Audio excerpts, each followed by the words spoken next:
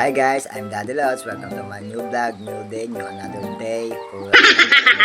So yun guys, kagabi pa po nag-uulan kaya ngayon pong umaga ay masabaw po ang ating area. Pero hindi po siya ang hadlang para hindi po tayo makapagpatukan ng ating mga nok-nok. So kailangan po natin patukan siya at gagawa po tayo ng paraan. Ito po ang naisip kong paraan para tayo ay hindi na pabalik-balik o pauli-uli. Ika nga, sabi nga ng iba dyan. At yun nga pa mga nok-nok, naumpisa na nga po ako mag-prepare para sa ating mga stag na nakatambang sa labas po ng area. Tapos po sila ay nababasa. Naganda po ako dyan ang anim na paso. Nang sa ganun ay makakasigurado po tayo malinis ang ating gagamiting paso nang maiwasan po natin ang mga bad bacteria. So habang nagpe-prepare po ako dyan, naglagay po ako ng Vitamin Pro at kadagdagan po sa protection ng kanilang mga katawan nang sila ay lumakas ang kanilang mga resistensya dahil masama po ang panahon. At kung napapansin nyo, magkakaiba po ang klase ng patuka na gamit ko dyan. Nang dahil iba-iba po ang edad ng ating mga broodcock na gamit, meron pa tayong mga baby stag dito. Kaya yan po, isa sa mga diskarte pong pamamaraan na ginagawa ko po dyan ay sinasabay ko na po yung tubig na may vitamins na Vitamin Pro baka naman. Matapos ko nalagyan ng kanilang patuka ng Vitamin Pro at sa isa ko na po distribute at kinolekta ko na po yung mga datihang paso para linisin. Ganyan kada umaga po ang ginagawa ko, nililinis ko ang bawat paso nila at syempre sinunod ko na po yung ating mga pasisiw. At matapos ko naman pabigyan ang ating mga pasisiw, isinunod ko naman po ang ating mga hena ng nangingitlog habang ako yung naglilipit pa ng kanilang mga paso. Kung ano po yung discarding ginawa ko po sa pagbibigay ng patuka, inihahalo ko na po yung Vitamin Pro para sa kanilang patuka para isang bigayan na lang po at hindi na po tayo pabalik-balik. At nang mapabilis ang ating trabaho sa pang-araw-araw, ganyan lang po kasi yung ang pinagagawa. Habang ako'y bago magpatuka dyan ay nililinis ko muna ang kanilang mga patukan at tinitingnan ako may tubig. Ang diskarte ko naman sa paglilinis po ng kanilang patukan ay twice a week po ako naglilinis ng kanilang patukan para nakakasigurado po tayo na malinis. At sinisigurado ko po na meron po tayong mga extra patukan nila. At nagbigay na rin po ako ng patuka dito sa ating mga stag na nakakulong kasi nga po kaya ko po sila ikunulong, masama po ang panahon. Nang sa ganun ay mapadali din po ang pagdidistribute ng kanilang patuka. Ang ginagawa ko po dyan patuka, bigla nalagyan ko po sila ng tubig na may Vitamin Pro. At ngayon ay sinunod ko naman tong ating range na mayroon tayong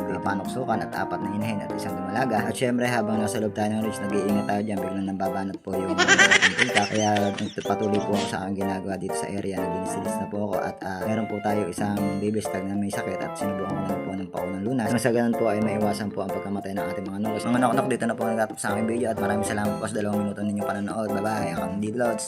Focus sa go!